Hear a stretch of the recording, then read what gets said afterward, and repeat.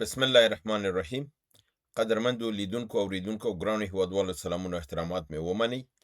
نن 2 د جون کال 2026 چې د سې شنبې ورځ سره سمون خوري ستاسې خدمت کې حاضر یم. د نن ورځې موضوعات هم نړیوال موضوعات دي. په ده کې د ایران او د امریکا، د ایران او د اسرائیل او د لبنان او د لبنان په هکله د ایران دریځ او د ټولو نه مهم په آخر کې د خپله د ډونالډ ټرمپ یو ټویټ چې په دې متعلق نوی یو دریځ نیولی دی. همدارنګې د امریکا بریدونه د ایران په جزایرو باندې، په ټاپوګانو باندې، او د ایران بریدونه د امریکا په مراکزو باندې په کویت کې، دا موضوعات در سره شریکوم او عین حال کې د مې د میاشتې د عملیاتو مکمل راپور درته وړاندې کوم او په بلوچستان او خیبر پښتونخوا کې چې کوم عملیات شوي دي هغه هم ضمن کې تاسو ته وړاندې کوم. هیله د برنامه تر اخره راسره وګورئ، راسره اوسئ او زنګوله ووهئ، ځکه چې په دې ورځو کې نه پوهېږم چې چینل ولې خو د فشار لاندې دی. لیدونکي بالکل کم شوي دي، هغه 8000 او 10,000 پورې چې تلل هغه هم فشار لاندې وو، خو د هغې نه یې اوس فشار لاندې راوستی دی، بالکل لیدونکي 2000 ته راغلي. خو زما همدغه برنامې چې بل چینل ته ځي هلته بیا کافي لیدونکي لري. داسې څه ستونزه ده د دې چینل سره، خو نه پوهېږو. د تاسو معلومه ده نو چې زموږ چون مبارزه د پاکستان او د دې مخالفینو سره ده او هغوی کافي وسایل لري، نو او یوټیوب او ټیک ټاک دا چینلونه هم چې دي پټو سترګو باندې کارونه کوي، د خو نه اسنادو حقایقو دې ته نه ګوري. موږ تاسو ډېر ایمیلونه او خطونه ولیږل، کم تاثیر یې ونه کړ، نو دا فشار شته دی، خو بیا هم ستاسو همکارۍ ته ضرورت دی او تاسو ملاتړ زموږ دپاره د ملا تیر حیثیت لري. راځمه دې ته چې اسرائیل یو ځلې بیا د هغه انتقاداتو په متعلق چې د امریکا کې ورباندې شوي وو چې ګویا دوی د امریکې غولولې ده، امریکې ته یې دروغ ویلي وو او دوی دا ویلي وو چې کله جنګ شروع شي موږ به د سپاه پاسداران مشران ووژنو او مشران د حکومت به ووژل شي، حکومت به ډېر زر سقوط وکړي او ایران به زموږ لاسه ولویږي. دوی اوس امریکایان ورته وایي چې دا خو ونه شول.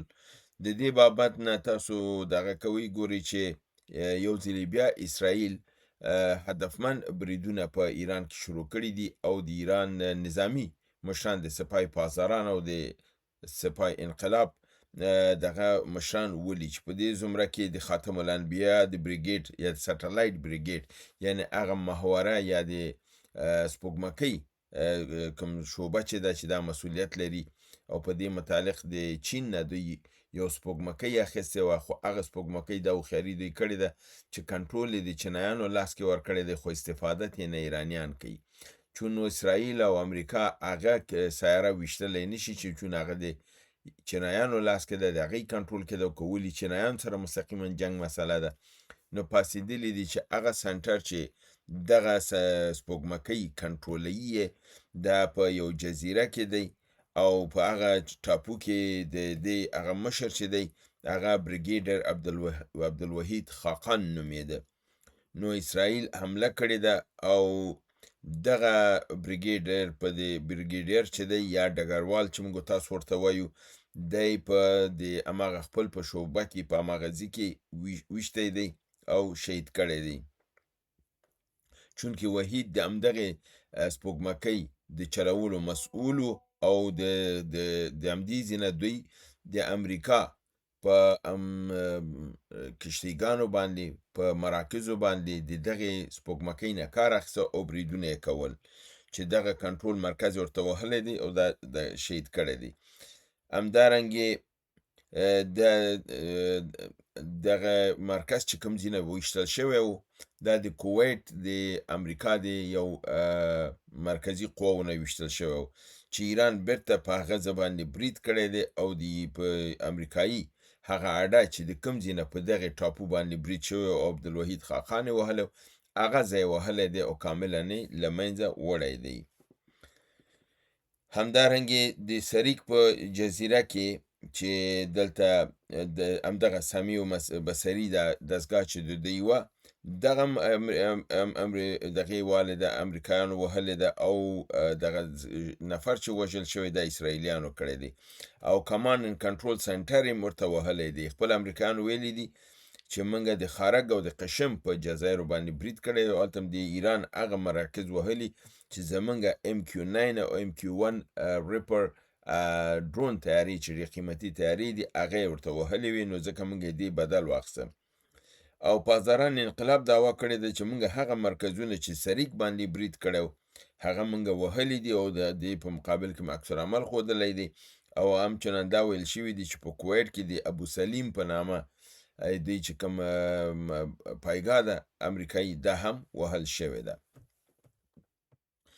دویم خبر دا دی چې ایران د اسرائیل د پراخو بریدونو په ترڅ کې چې په لبنان باندې شروع کړي دي او هلته په حساب یرغل شروع کړی دی، ایران دا تصمیم نیولی دی چې دوی به د امریکا سره مذاکرات او خبرې اترې به متوقف کوي او نور خبرو ته ادامه نه ورکوي تر هغه پورې چې د لبنان باندې دا بریدونه متوقف شوي نه ایران کم خبرو اترو ته کم علاقه نه لري. همدارنګه د اروپایي اتحادیې دا دغه کړی دی چې باید ژر تر ژره اسرائیل خپل بریدونه په لبنان باندې متوقف کړي او دا کار چې دی دا درست نه دی. د دې خبرې پر خلاف نتنیاهو خپل دفاع وزارت ته دا قومنده ورکړې ده چې خپل حملات دی پر لبنان باندې تشدید کی یا جدي کی یا تیزی کی او نور ساحې دې هم ترېنه ونیسي. یعنی نه د اروپا پروا لرم نه د امریکا او د هیچا نه، زه خپل کار کوم چې څه چې زه غواړم. او ایران د دغه احکامو نه چې جنگ به تشدید کیږي د نه بعد د تنګي هرمز د کامله بندولو اعلان کړی دی او دوی دا ویلي چې مذاکرات به هم نه کیږي، تنګي هرمز به هم نه کیږي او که ضرورت پیښ شو دوی په دې فکر کې هم دی چې باب المندب هم پې بند کی. نو بیا د یک نشد دو شد په حساب سره د دوی به دا فشار په دوی باندې نور هم زیات شي. خو کله چې دا خبرې وشولې چې ایران دا ویلې چې لبنان باندې که بریدونه متوقف نشي نو دا مذاکرات ته ادامه نه ورکوي، تنګي هرمز به بندوي او باب المندب د بندولو باندې فکر کوي. په دغه وخت کې د ډونالد ټرمپ یو ټویټ راغی، یو بیان راغی چې خپل په صفحه کې لیکلی او هغې دا ویلي چې ما بیبي نتنیاهو سره، هغې دا نتنیاهو ته بیبي وایي یعنی ماشوم بچی، بیبي نتنیاهو سره مې تلیفوني خبرې وکړلې او هغه نه مې دا وغوښتل چې په بیروت باندې به برید نه کوي ځکه چې د هغې اراده دا وه چې د بیروت دغه کې ونیسي، یعنی په دې ترتیب سره لبنان کاملا محو او ختم شي. خو دی وایي چې ما د هغوی سره خبرې وکړلې او هغه مې د دې عمل نه منع که او هغه دا خبر ما سره ومنله او حتی دا خبره وکړله چې خپل قواو دی د هغې سیمې نه ایستې دي، دوی به هلته برید نه کوي. او پس له هغې نه دی وایي چې د یو معتبرې ذرایعو په ذریعه باندې مې د حزب الله د مشرانو سره خبرې وکړلې او هغې نه مې وغوښتل چې خپل بریدونه متوقف کړي. نو نتنیاهو دا ویلي چې کله حزب الله په ما بریدونه متوقف کړي یعنې ودرئ نو زه به بیا په بیروت باندې برید نه کوم. او حزب الله دا وعده ورکړې ده نتنیاهو ډونالد ټرمپ ته چې موږ به په اسرائیل باندې برید نه کوو، خو اسرائیل به هم خپل بریدونه متوقف کوي، ودرایي به او د دې ځای نه به وځي. او د ډونالد ټرمپ دا خبره هم کړې چې د ایران د مذاکراتو بندولو او د خبرو اترو ته نه راتللو متعلق ما ته کوم خبر نه دی راکړ شوی، موږ د دې شنه اطلاع نه لرو او نه موږ ته کوم داسې پیغام راغلی دی چې د صلح په متعلق چې زموږ منځ کې کوم پیغامونه راځي د هغه د ودرېدلو متوقف کولو هم موږ ته څه ویل شوي نه دي، یعنې هغې وایي چې زموږ دپاره فعلا حالت نارمل دي او د کوم مشکل پکې نشته. او بیا دا وایي که چېرته پیغامونه به تلل راتلل معطل هم شي یعنې خبرې اترې ومدرول شي، امریکا دوباره په ایران باندې بمونه اچول نه شروع کوي.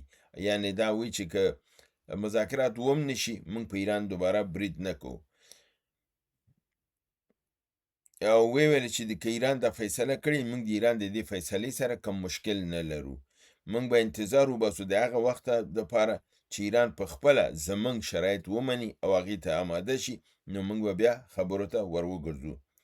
تر هغې وخته پورې موږ غلي پاتې کیږو او مګر خپل محاصره خپل هغه تنګي هرمز دغه چې دی نیولې محاصره یې ورته ساتو تر هغه پورې چې ایران بیرته خپل دې خبرو ته راوګرځېږي او په حساب موږ سره کښېني. نو دا حالت تاسو ګورئ چې نړۍ کې دغسې یو کړکېچن حالت دی. خبرې په حساب یو دقیقه یو څه دي، یو دقیقه بل دي. و دغې خبرو نه معلومېده چې دا ډونالډ ټرمپ کیدای شي په نارمل حالت کې لیکلی، بعضې وخت کې نارمل کې نه بل شی لیکي. و دې کې مکمل نرم، ډېر نرم غږېدلی دی چې که ایران خبرې مو نه کړي پروا نه کوي، که ایران زموږ پیغام ته ځواب هم رانه کړي پروا نه کوي، موږ به په هېڅ قیمت ایران باندې بم ونه غورځو. دا د ایران مشکل دی، خپل فیصله به کوي، خو موږ به د هغې انتظار وباسو. تاسو وګورئ دا ټول نرم خبرونه دي، دکې هېڅ کوم دا نشته دی. اما یو ځلې سبا ته هر څه بدلیږي. دغلته یې اوس ویلي چې نتنیاهو سره مې خبرې وکړه، هغې هم خبره ومنله، او حزب الله سره مې خبرې وکړلې او هغه هم خبره ومنله. سبا چې بیا راجګ شي بیا هر څه خرابي، هر څه ګډوډي. نو دا هغه لویه ستونزه ده چې سړی پرې نه پوهېږي چې دا جریانات کوم خواته روان دي. خو راځم د خیبر پښتونخوا کې د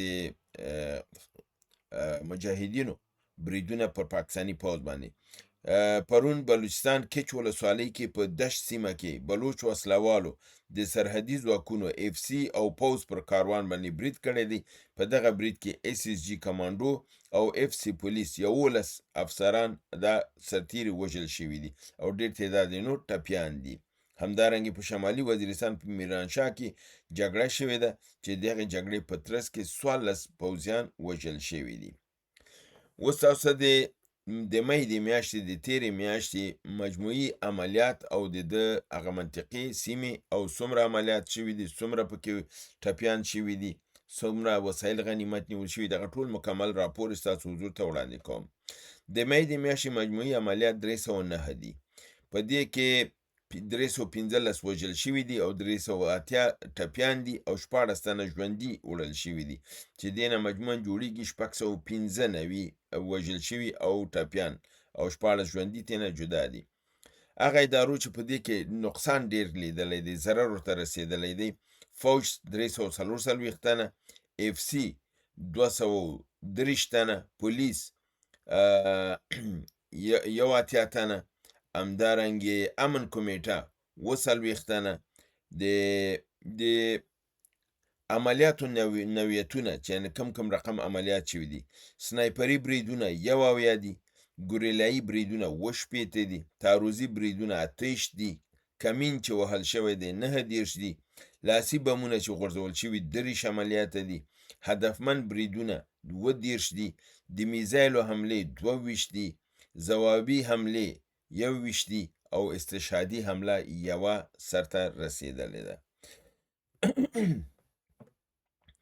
هغه څیزونه چې په دې عملیاتو کې غنیمت نیول شوي دي: مختلف ګاډي یعنې موټرونه 3، مختلفې اسلحې 40، موټرسایکلونه 15، راکټ لانچرونه 2 او نور ساز و سامان هم غنیمت نیول شوي دي. تخریب شوي وسایل د پوځ: فوجي ګاډي او ټرکونه 80 دانې تخریب شوي دي. امنیتي کامرې 58 له منځه وړل شوي دي. فوجي او د پولیسو تعمیرات یعنې ودانۍ 12 له منځه تللي. د اوبو وسایل چې ټانکرونه دي، پیپونه دي، نوزلونه دي، دا چې اوبه رسوي پوځ ته 11 له منځه تللي دي. کوادکاپټرونه ډرون 14 له منځه تللي دي. کوادکاپټرونه ډرون 6 له منځه تللي دي. باکتربند ټانکونه 4 له منځه تللي دي. وای فای دستګاهګانې 4 له منځه تللي دي. او همدارنګې نور اسلحو په جمله کې د اسلحې ډیپو چې ده یوه مکمله، د اسلحې ډیپو یوه مکمله له منځه تللې ده. دغه عملیات یعنې 309 عملیات چې ما تاسو ته ویلې ټول په کومو ساحو کې شوي دي: وزیرستان جنوبي کې 9 عملیات، وزیرستان شمالي کې 49 عملیات، دېرې اسماعیل خان کې 20 عملیات، پېښور ولایت کې 40 عملیات، باجوړ ولایت کې 22، ټانک ولایت کې 19، خیبر ولایت کې 15، لکي مروت ولایت کې 12، د بنو ولایت کې 11، د اورکزي ولایت کې 8، د ګلګت بلتستان دیامیر یا داریل د کشمیر کې 9 عملیاته، سوات ولایت کې 4، مومن ولایت کې 4، د بلوچستان په پشین ولایت کې 4، د پنجاب په جنوبي پنجاب ولایت کې 3، په کوهاټ کې 3، د کوټې بلوچستان په پرفای سیمه کې یا هرنای سیمه کې، د هرنای په سیمه کې 2، د کرم ایجنسی په ولایت کې 2، د بلوچستان په ژوب په سیمه کې 1 او د کرک په سیمه کې 1 عملیات ترسره شوي دي. دا و د صرف د می په میاشت کې دومره عظیم عملیات په پاکستان کې شوي دي. بیا دوی راځي وایي چې افغانستان نه امنه دی، هلته خلک ازادي غواړي، حکومت په متزلزل دی. که حکومت متزلزل دی خو ستا متزلزل دی، تباه شولې، هر میاشت دا حل دی او ته راځي افغانستان باندې دا تهمت وای. نو دا خبرونه هیله ده چې دا خبرونه وګورئ، خوښې دوستان سره شریکې. تر بل برنامه چې بیا ستاسو حضور ته حاضرېږم، تاسو په لوی پروردګار د عالمیانو سپارم. وما علینا الا البلاغ.